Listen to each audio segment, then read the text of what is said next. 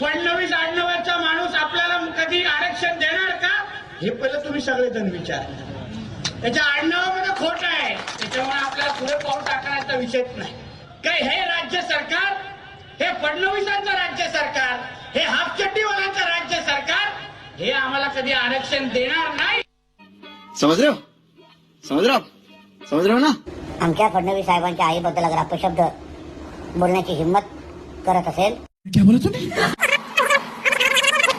आमच्या फडणवीस साहेबांच्या आईबद्दल अगर अपशब्द बोलण्याची हिंमत करत असेल तर ती वळवळणारी जीभ हातात काढून देण्याची ते सामर्थ्य आमच्यासारख्या 96 कोळी मराठ्यांमध्ये आहे.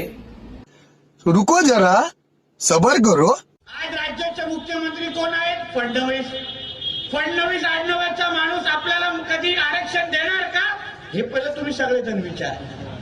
त्याच्या आडनावामध्ये खोट आहे, त्याच्यामुळे आपल्याला पुढे पाऊल टाकण्याचा विषयच नाही. काय हे राज्य सरकार, हे फडणवीसांचं राज्य सरकार, हे हाफचड्डीवाल्यांचं राज्य सरकार, हे आम्हाला कधी आरक्षण देणार नाही. की कपडे बदलतात तसं तुम्ही पक्ष बदलता. यात आरएसएसला तुम्ही हाफचड्डी वगैरे असं एकेकाळी म्हणत होता.